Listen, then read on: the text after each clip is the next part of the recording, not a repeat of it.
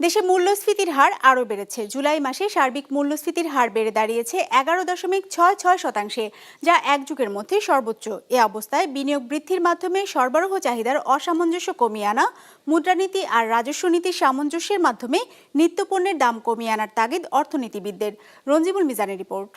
250-টিরও বেশি design option নিয়ে Walton smart fridge, বোঝে আপনার প্রয়োজন।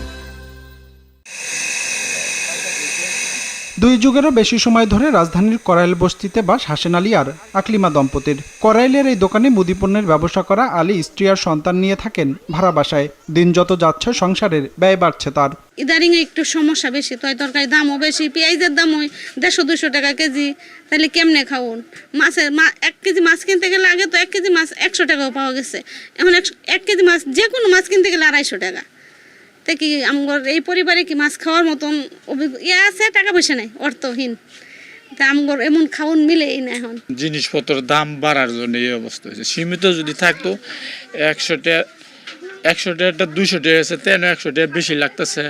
হ্যাঁ, তো ওই আয়ের টাকাটা মনে করেন যে তরকারি এগুলো না চলে যাইতেছে, তখন আর হিমশিম খাওয়া যান লাগে। নিত্যপণ্যের দর বৃদ্ধির চাপে জীবনযাত্রার ব্যয় বেড়েছে তার মতো সবার। সরকারি সংস্থা টিসিবি যে 20 থেকে 22টি পণ্যের দরের তালিকা করে তার প্রায় সবগুলোর দামই গেল 1 বছরে বেড়েছে গড়ে অন্তত 30%। হিসাব বলছে এই সময়ে চালে দর বেড়েছে গড়ে 4.5%।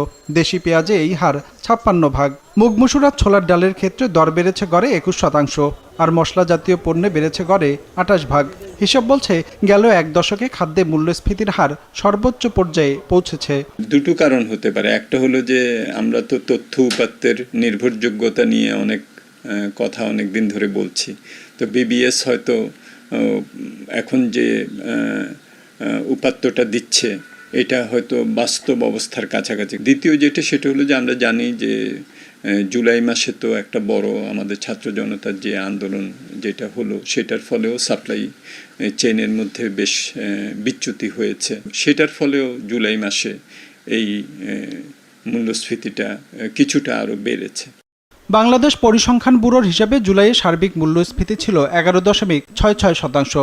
তার আগের মাস অর্থাৎ জুনে এটি ছিল 9.72%। 1 বছর আগে 2023 সালের জুলাইয়ে মূল্যস্ফীতি ছিল 9.69%। গেল জুলাইয়ে খাদ্যে মূল্যস্ফীতি 14% ছাড়িয়েছে, জুনে যা ছিল 11 এর কম। একই সময়ে বেড়েছে খাদ্য বহির্ভূত মূল্যস্ফীতিও। এই অবস্থায় সামষ্টিক অর্থনৈতিক ব্যবস্থাপনা শক্ত করার তাগিদ অর্থনীতিবিদদের।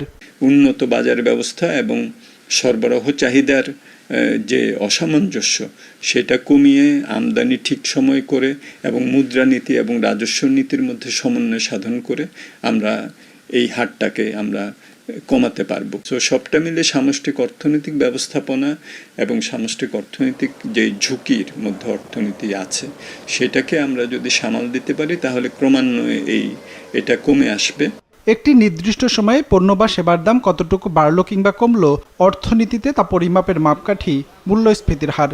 বিবিএস যে হিসেব দিয়েছে তাতে পণ্য বা সেবা কিনতে গেল জুনে কারো যদি 100 টাকা খরচ হয়ে থাকে, সেই একই পণ্য কিনতে জুলাইয়ে তার খরচ হয়েছে 114 টাকা 10 পয়সা। রঞ্জিবুল মিজান, বিজনেস রিপোর্ট, মাছরাঙা টেলিভিশন।